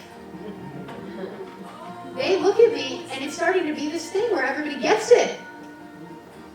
You gotta get it. I don't show the map, I show the shoes that I walked in. Yes, I'm 30 and a lot of you came up to me and you're like, you're young with a lot of experience. And it's like, no, you have no idea. Because at the end of the day, we're just a reflection. You need that reflection in front of you in order to let go of the things that you're needing to let go of in this moment. So I'm offering up right now anything that's coming to mind. Any questions, anything that's coming up in your life that you want to talk about, ask. Get it out. Allow this moment for this to be the place where you take off the backpack that's full of rocks and you drop it. And you go out of this door and you have a great night. Don't sit in this space of where you believe, where you need to suffer. You don't have to suffer alone. That's an old story. So I'm going to ask you to raise your hand. Yes, Albert. When you were 3 years old, did you have, because of your fear, did you have an out-of-body experience, or was it only in 2013 that you passed over to the other side? When I was 3, did I have an out-of-body experience? That's a great question. He asked if when I was 3 years old if I had an out-of-body experience, or if it was just when I got into the car accident. So for me, having the experience from the car accident made me realize what it felt like to have an out-of-body experience. So I could relate it to many times in my life where I've had an out-of-body experience. We actually have many out-of-body experiences, and I'm sure a lot of you are having that right now. There's a tool that I offer up in my practice, and it's called Comeback, okay? And I'm going to offer this up to you guys as well, because it's really beautiful when you're working with couples, okay? With friends, it's actually really fun to bring up at a dinner table. It's like, okay, so it's a tool. It's called Comeback. If you and I are in a conversation, and we're having this conversation, and we're dating, okay? And I'm looking at you and I'm like, you're a space cadet. We all get that way. Where you space out completely. You have no idea what's going on in your gut. And then you come back to the conversation, you're like, oh no. I didn't hear anything that they said, but I don't want to say that I didn't hear anything that they said because that's going to cause a fight, so I'm just going to sit here and nod, and then they can totally tell that you heard nothing and that it actually causes a fight, right? Because they think that you're not paying attention, that you're not important. But really, at the end of the day, it has nothing to do with importance. We're human. You're thinking about a million things all day. But the tool to say, okay, so I want to implement this tool in our relationship. It's called Comeback. If you see that I'm spacing out, say the words come back. Or if you do space out and I'm talking, say I'm back. Therefore, it cuts it. It's like, oh, okay, you weren't listening to me. Okay. So I either have the moment to say it again, or it opens us up to a conversation of, well, where was your head? What were you thinking about? It makes you dig deeper into a conversation and not stay surface. So much of our life these days is surface because we're fearful of going deeper. Of like, you know what? If we talk about death, that's going to be a whole thing, and it's going to put a damper on our dinner. So let's talk about you going to TJ Maxx and what kind of shoes you bought. Okay? Even though in the back of my mind I know that your sister just died and that's probably not on your mind. What world are we living in? That we can't show up for each other? Yeah, where did I know? What world are we living in that we can't show up for our brothers and sisters and really show up? And not make it about like that moment and say like, okay, this is gonna ruin all of the other moments. We could easily, I could sit here and have a conversation, so how is everything going about your sister? Oh, okay, so you're feeling like really deeply sad and really trying, okay, well let's have a little bit of conversation. You know how many more moments we have to talk about TJ Maxx? It's a choice to have fear to go into this depth. But it's a choice. We have so many choices in every moment. So if we slow down, we have 86,400 choices in a day. Yes, if you slowed down and made every choice, you would be tired. That's why I'm so tired all the time. I slow down. I'm here. I know you can feel it. I am here with you. I want to know you. I want to see you. I do see you. There's no hiding. I've seen you the whole time. I've seen you the whole time. The whole time. And the pain comes from being in these stories every day and not feeling seen, heard, or acknowledged. And then that trickles off into our other relationships. Feeling like they don't want you to be heard, seen, or acknowledged. Yes, my love? This is the answers in the question, and I know that we're always talking to ourselves, but so my father just died a month ago. Sorry. And I loved him, but also he caused me a lot of pain. So I want to know, how do you love people and let them go at the same time? How do you deal with that? How do you live both at the same time? And I'm going to ask you the question, the answer will come to me, but I'm just throwing it out there to all of you. Can we talk about that? How do you love someone and let them go every moment? Well, if I could reflect this back to you really powerfully, are you open to receiving? So when you say that he caused pain on you, you're giving him your power. Oh, he wasn't a horrible person. There was pain. But everything is language, okay? Because at the end of the day, you're in your own experience. At the end of the day, none of these people, we can show up and we can love you, but we're not in your experience. So words are so important because when you take it out of your mouth, you're only putting it back into your filter. So when you say that he caused pain, let's back up, take that out of the story and look at it, and say, why did I choose this in my story? And you know, you chose it to love that part of you deeper and stronger, and him deeper and stronger. And when we come from a place of love, in every moment, it helps every relationship. Because what it's doing for you, it's finding the deepest depth of love in you. That's why we're here. That's the only reason why we're here. To be love. Love is our center. You called him in for such a beautiful reason in your story, to be grateful about that. It's about letting go of the old you that didn't see the love in you. It's not about letting go of him. It's letting go of the parts of you that no longer serve you. And accepting the new powerful you of saying, I'm powerful enough to sit outside of this experience and say, I chose it because I'm strong enough to get through it. I'm strong enough to love it this much. Do you feel that vibration? When we shift our perspective, when we own our heart, when we put your hand on your heart, put your hand on your heart. There you go. Put both. Get it. Love yourself as much as you can. That heartbeat is yours. That frequency, that vibration, that's your root. That's where we come home to. That's the only reason we're here. That's solely yours. That's not my heartbeat. That's yours. That's your vibration. And that's only your vibration. How powerful is that to know? if we're only vibration in this world, and that's your frequency, that's your channel, that's powerful. You deserve to be that love, to find that love. You created this moment right now with your brothers and sisters to reflect back that that love is accessible in you. Keep going. Look at how many angels you have around you. You're not alone. You chose a speech today literally to come to a workshop that says you are not alone. You're the creator. Look at that. It's like, creative writing right there. 101. You did amazing. And thank you for showing up for yourself. Because you deserve to fly.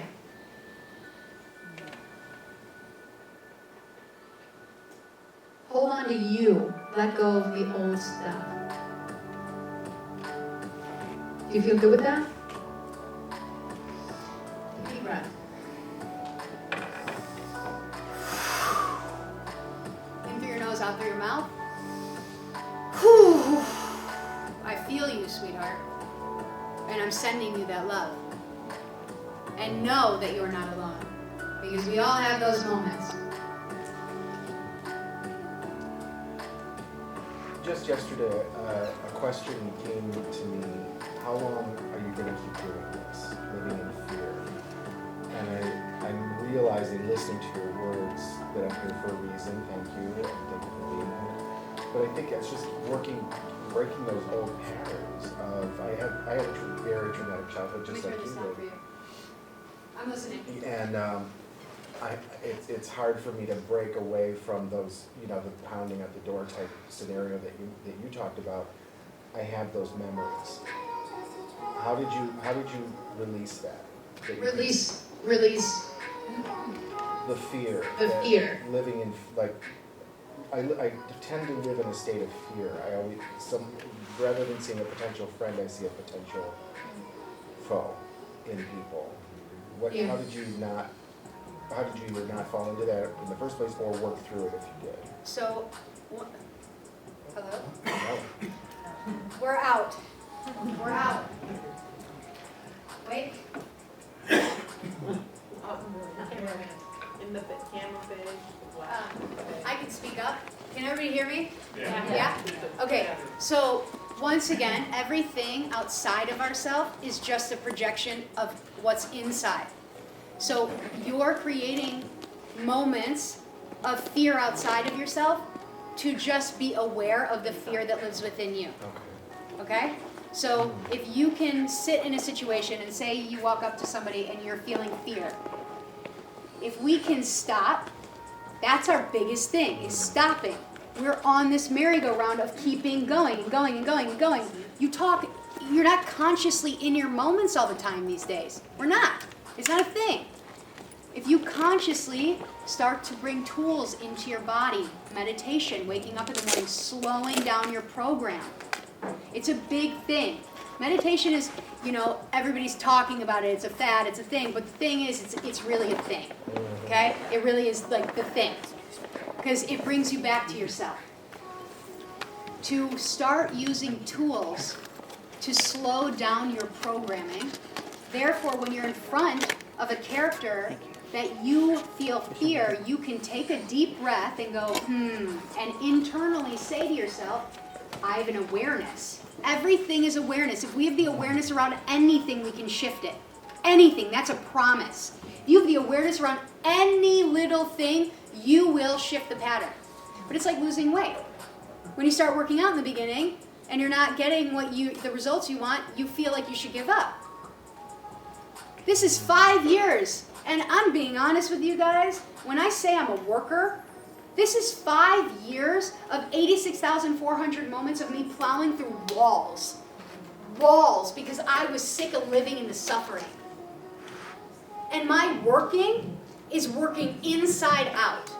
I can't do anything for you guys. I could never have brought the vibration that I'm bringing today or bringing this knowledge if I wasn't choosing into doing the work inside. It's work.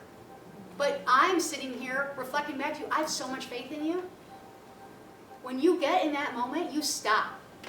You take a deep breath and you go inside. Doesn't matter what it looks like on the outside. If they're like, why is he taking a deep breath? This is weird. Who cares? When I first started, I came back to Chicago, and I was walking with a friend, and I was on the corner of a street, and I was working on my root chakra and unlocking like what my power is. And we were at this corner of the street, and I'm rubbing my belly. I'm like, and she goes, "What are you doing?" And I go, "Oh my God, thank you, thank you. I have so much tension. I'm working it out." And she goes, "Oh, there's people driving by." I'm like, "I don't care." And she's like, "I kind of do." And I go, "Well, then you don't have to be with me. Like, that's not a thing. Because for me, I'm powerfully choosing into me. And if the characters around you aren't powerfully choosing to be around you, let them go. This is for you. You are doing this game and this experience for you." So I'm sitting there, powerfully choosing into rubbing my tummy, powerfully choosing into my hips, powerfully choosing into bending. And you know what happened? This car of like 8 people stuffed into a car pulled up and they're like, "What are you doing?" And I'm like, "I'm unlocking my root chakra. You guys should totally try it." They pulled over in 7-Eleven, and there was a group of 15 of us bending, popping, locking, dropping, all the things. Because why? Because people want to be with powerful people that are powerfully choosing into healing, that are doing something to grow in their life. It's attractive. It's a magnet. It's a magnet. I promise you, it is the best thing in the world. Like, oh. So we walk away and she goes, "I don't know how you do that every time." I'm like, "Because I'm powerfully choosing into my moments. I'm powerfully choosing it because I don't give a shit. I'm not living for you. I'm living for me." And in reality, when you live powerfully for yourself, it helps everyone outside of you push into living their life and not having the training wheels on it anymore. It helps. So what I'm going to say, slow down, powerfully go in, take a deep breath, say to yourself, "I have the awareness that there's fear." Feel your body, bless you, ground yourself, bless you. Feel it. Put your hand on it. Say, "This is where the fear is." You're feeling it, okay? Breathe into that spot. Hold your hand, picture a golden light, breathe into it. Have the awareness. Anytime that it comes up, breathe through it. Then move on with your moment. Don't judge them. Trust your reflection. It was only for you in that moment to heal that part of yourself. That's it. And keep moving forward. Yeah. Yes. Two-part question. Yes. Does your brother share your surname? I'll tell you why, because last night I was having a conversation with someone, rhetorically asked them, "You really think you were born to suffer?" And came in late now, and the first thing I heard you say was that my brother was born. Yes. You know, so I'd like to get the book first. Oh, yes. His name is Blake Bauer. Yeah, I'll give you all of his information, yes. And second question? It's a life-changing book. Yeah, I think she. Yeah. Okay. Second question, this is just curiosity. Yeah. When things are taken, sometimes there's a profound return. Yes. At the site of the accident, is really bringing back the first. Oh. So funny you brought that up. Okay. So there was a story written in an article that my purse was stolen from the accident from a police officer. And this is my truth from it, is that if I created the story, okay, and I created it pretty colorfully, right? That was only an illusion. Once again, I created something outside of myself to care more about material than my own body, than my own mind, than my own story. Because the truth is, money is energy. That was a symbol in my life that I and my family went to material before going to the truth. So it's been 5 years of figuring that shit out. Yeah. Of really getting to that truth. Of understanding that if you can't heal this, that doesn't make any difference. Not even a little bit. So thank you for bringing that up and shining light into the darkness of that, into the shadow. Thank you for sharing your story and giving it purpose. Yes. Thank you for that reflection. Yes, ma'am. Do you give seminars, classes, private sessions, or what? Because you kind of said something. I do, so I was gonna actually talk about that at the end. Yes, I have seminars, I do workshops, I do events, but I also have packages. So I do a 6-month program and year programs on how to actually uncover your hero and how to level up in your life and do all of the things. So we can definitely talk about that. And if anybody else wants to know anything about that, I am here for those questions as well. Yes, my love? I have an unclear question. Yeah. It has to do with this tendency to escape. Yeah. When life gets to be too much for you to handle, and you create another reality, you go someplace else in one way or another. And like at 3, you had a trauma. A lot of people do when they're children, and you start, maybe you start running to another world in your mind at that point. And maybe it snowballs through your life, and people go, they go into drugs and whatever, continuing this. But I have some kind of question about this. Like if I or somebody I see as a child has a trauma like that, well, do people have to wait until they're your age to get through it? Or can you help a child? Or can you interfere? Can you interfere with this Good process? So she's asking if she's witnessing another child going through something like that, if you can interfere, if you can get into their story. So once again, I'm going to bring it back to no. And yourself too, if you had that, something like that. No, because in all honesty, I'm standing right here in front of you saying I am glad that no one got into my story. I'm so grateful for my story because it's mine.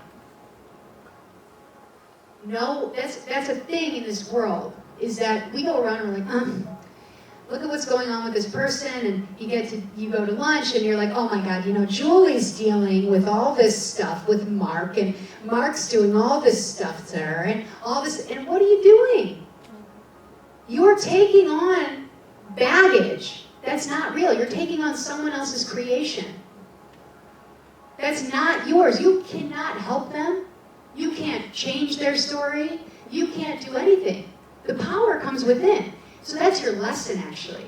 So that's our lesson, is to allow. It's to push us back into our own lane. You can be there as love, and as powerful, radical love, so they can see the reflection of their true self. So you would not try to rescue a child? It depends on what you're talking about. Do you have a specific that's coming to mind?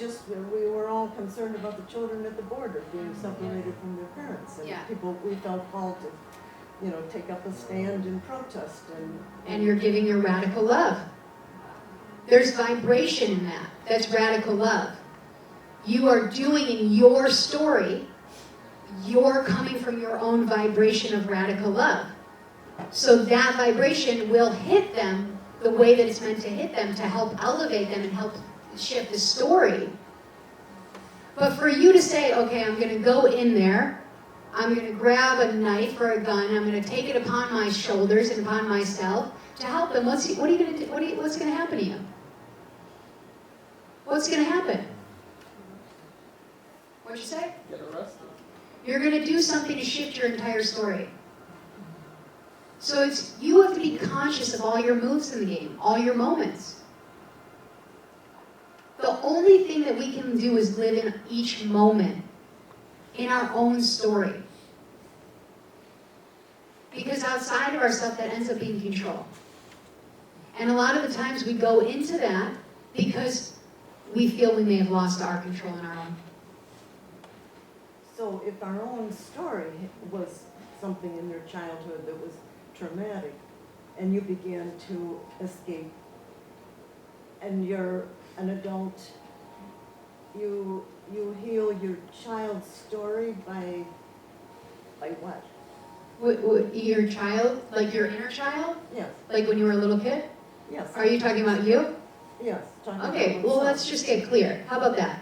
We're all brothers and sisters. We're all creating an honest space. So instead of let's going around the subject, let's go to you. So did you have trauma as a little kid? You know what? I don't remember it, but I'm aware that I began escaping, You did. yes. Okay, so you created this moment today to say hello to her. To remember her. What did I say in the beginning of this? Remember. Remember to remember. That's the tagline on our events called The Experience, is remember to remember. Now I put on these events called The Experience, and it's about bringing us back to our inner child.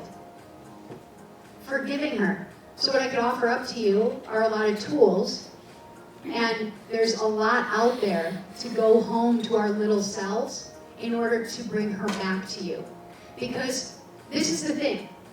If we live in a world, okay, in a childhood where a lot of trauma has happened and you haven't gone back there to do the healing around it, you move in this world not trusting yourself because the little you inside isn't trusting your decisions because you haven't gone home to them to tell them that they're safe yet. So there are healing modalities out there with past life regression, with helping us go home and travel home to our little selves, which I dive very deeply into. And it's a process. But you can't just snap your fingers and say, I did the work. You can't. You can't write up a report and say, I did it, and snap your fingers. You can't. There's work. There's energy that needs to be put. And the same, it goes for healing. You can't just coast. You have to make proper moves to heal. So there's stuff out there, and I'm sending you love because I know what that looks like and I know what that feels like, but just know that if you're creating this moment right now, and I'm a reflection of your deepest self, I'm mirroring back to you and saying, you're safe. You're okay. Keep going, keep trusting, keep searching, keep seeking, and you will find that's the journey. You got time, sweetheart. I'm pretty old. See, and that, let's bring it back. Bring it back. Listen to our language. If you could choose to say to yourself, if I'm standing in front of you, would you want me to call you old? I would never do that to anyone. Because I would never want to do it to myself. And it's not that it's bad, it's because it's not true. We've just had experience. We're going through experiences. Like, why do we even say old or young? I'm 30, and you guys came up to me at break and were like, you've had a lot of experience. It's like, you know what I mean? Like, yeah, I have. Don't judge me. You're judging me. It's a judgment, and that's just the truth. But we've been ingrained. That's a pattern in this world. And the work comes to not be in that mind state. Yes. If we're eternal, you can never be old. Amen. Yes. In the now, you are. Yes. You're always living. Wherever, here, there, you're living. You're alive. Beautiful. Exactly. Yes. There's a lot of power, a huge amount of power in taking and feeling everything you're gonna feel, all the shit you feel, and saying this is okay. Mm-hmm. Because this everything right now, every piece of shit I feel is A-okay. That going right then because that's it, because that's what I have, and that's what I have, then it's okay. Woo! Yes! Yes! Kid, yes! Yes. And it works. I just want to say to my sister over there, it works. Once you say every horrible thing I feel right now is A-okay, the doubt, the uncertainty, the not knowing, if you say it's fine, and you really commit to that, the freedom is unbelievable. It doesn't matter what it is. So, with that, yes, my love. Why did you use profanity? Yes. Yes, and I'm going to address that very powerfully. So for me, the F word, so that, even saying profanity, for me, in my theory and how I live my life, what is profanity? Profanity is a word, right? I'm very connected to words. It's how you use the word, right? Now for me, I don't use it in profanity. I use it as passion. So for me, my definition of fuck and of shit, I am coming from love. I'm coming from I fucking care. fucking love you. I do. It's not like you're a fuck-faced fucking fuck shit. No, I fucking love you. And like, that's my deepest depth of course. Like, I fucking love you. And if that's the way I'm going to express it, I'm going to radically choose into it. And you also have to own that you made a decision and a choice to sit through it. You have a decision and a choice to get up and walk out. So here's where I powerfully choose into every single thing in my life. That's just my truth. So for you, I love you, you're my sister, and it's about accepting all of us for the experience that we're having and not judging it. Because to judge another is to judge ourselves. Anything that we judge about another human being, we're judging about ourselves. Anything, and I mean everything. There is no other way around that.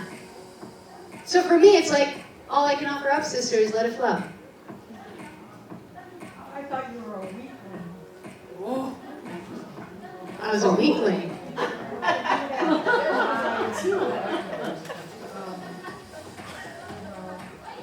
Language, when you're talking about how powerful language is. Yeah, It's not really considered the language of love. yeah, Use profanity and then go on or rampage about it. yeah. That doesn't answer to a question. But see, rampage could also be looked into. So for me, it wasn't And how can we function without making a judgment? oh, that's a good one. How, look at how we are functioning. We have the power of discernment. So to say that's a judgment, it ends the conversation, doesn't it? Yeah. And what would life be if we actually just sat with each other and had an honest conversation about what's going on internally without judging outside of ourselves? Well, That's where the depth comes in. well, That's where the truth lies. what constitutes an honest conversation? You have to make judgments to identify Well, something as honest. And that's in your experience. So here's the thing, we're all sitting here, there's about 30 to 40 people having their own experience. Not one person is actually having the same experience. You will all go home and talk differently about this experience. There's absolutely no way. We don't have the same brain, we don't have the same heart, we don't have the same function, we don't have the same vibration. So if this is something that is in your vibration that doesn't feel good, we have the power to choose out of that. And so does every single person in this. So as my own character, as me, as who I've chosen to be, is no bullshit. And I'm going to stand up here and I'm just going to say it. And I don't mean it in a profane way. I don't mean it in a negative way. But we're all also grown-ups. And we've all heard it. If you came to me, though, and said this, watch this. If you came up to me and said, Cass, when you say the F word, it triggers me. From a place deep within my heart, my dad used to say it, and it makes me feel this way. I would sit and stand and look in your eyes and tell you, I'm so sorry, and I will watch my language. That's a different conversation, isn't it? Well, you know, I never heard President Obama use the F word. Yeah. Well, I don't know him personally, but I'll talk to him next time I see him. Now I get it. Yeah, I'm not sure. Yes, sir. When you were talking about India, you quickly mentioned you had your knife ready and almost used it. Yeah. Do you carry a knife all the time? Great question. Yes. Actually, no. I carried it with me as protection. I was in a place where I didn't know anything, and really, if I'm speaking of my truth, if I'm going into a place of my unknown, I took something with me that I thought I may have needed, and it turned out that for my own self I did. But what actually came from that moment was this really interesting moment where I felt like Lara the Tomb Raider or like Wonder Woman, and it was for me to see that I had it in me. That in a place that I was like scared and fearful that no matter what happened, I could still take care of myself. I was in some deep parts, yeah. And then you had a sudden decision to go there. Yeah. your heart or your head? So when I had, sorry, one second. When I sat and I was thinking to myself, and so many signs came into my vessel, and I work with signs. It's something that I do with all of my clients. I'm very versed with slowing down and seeing the signs that we've actually written into our own story to keep us safe. So I take people out on something called the experience, and it shows them the magic that they've actually written into their story. So I've become really versed in my own spirits because I've worked so long with them that I felt this deep knowing and trusting. And trust me, I would never have gone onto a plane to fly that long to take that kind of a thing if I didn't feel that it was necessary or that something of source was telling me. And Diane and I were actually at dinner the other evening, and she was telling me about how she had a deep feeling from her spirit to go to Egypt, and how everything unfolded when she went to Egypt and how beautiful that was. So when you really start to open up and you start to talk to a lot of these light workers and a lot of our angels and our sisters and brothers, you realize that a lot of people take this leap, and it's really a leap of faith. But you felt like you gave more than you got back there? I mean, you gave out, you were there to help people more than you got. I see it all comes back to being in your own experience. I helped myself, which everybody outside got value from. So I was loving myself in each moment powerfully. So I was reflecting back. I mean, I had some of the most amazing experiences in India. I have friends from all over the world. I have places to go stay, and let me tell you a story. I went to Jaipur, okay? I walked into this homestay that I was guided to. When I walked in, the woman and I just had this cosmic connection. And we started talking, and I told her about my journey, and I was radically honest about my journey. I told her everything. I'm like, my dad's, in this place, and I just felt called from spirit. By being that honest with our mirrors, it attracts the perfect mirror into our life. So I get a knock on the door. It's her husband that night, and he goes, my wife told me that I needed to meet you. Come out, let's go to the communal table. I end up sitting down. We end up talking about life and love. His daughter ended up being schizophrenic. I ended up giving them a session, their whole family. The next day, they ended up taking me to a wedding. The next day, he knocks on my door and says, I fund this slum school in Jaipur, and I would be honored if I could bring you. The kids would love it. We could also raise some money. I ended up going there and raising $50,000 for a slum school in Jaipur by just being present to my own presence. They are also helping create a now LevelUp a mission to go there and to help out at this slum school. So these things bring opportunities. You just have to choose into it. They gifted me a ticket to the literature festival. I ended up sitting with some of the most profound writers in the world, playwrights, sitting at an organic coffee shop talking about things. And my mom was suffering at the time, and one of the women, I brought this up to my mom the other day, sat with me and she channeled and she said, you know what? The only thing that's going to heal your mother is you. The only thing that's going to help her is you. And I fought it. I was like, I don't know what you're talking about. That's not. But you know what? Every day that goes by, I realize that we're healing each other. Because we've both been through some shit. Sorry. I'm so sorry. We've both been through some stuff. And we are helping each other show up in this lifetime as mother and daughter. And it's hard, and it gets gruesome, and it gets really rough at times. But I've seen this woman, and when you guys ask me about me being a warrior, the truth is, I wouldn't be this unless I had that. This woman has been through so much, and I'm the little girl looking up at the mom tugging on her pants, and even if it might not look like this prime picture to everybody, and we might not have had that hook my arm, let's go trolley-da-da-da everywhere. You know what we did the other day? We went to the botanical gardens and danced in the middle of the field together. So just because those moments may not have happened, I can consciously create them now. I want to give you something. You should feel it. How many of you dance?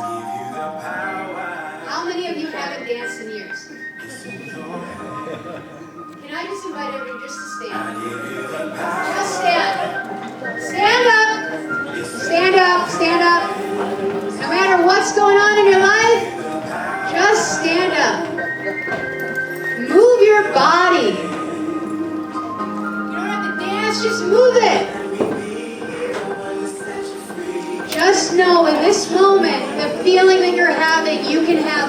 time, everywhere in your life.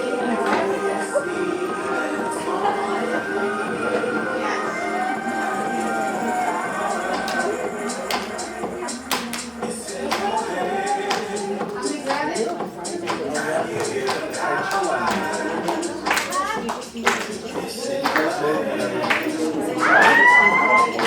I don't know.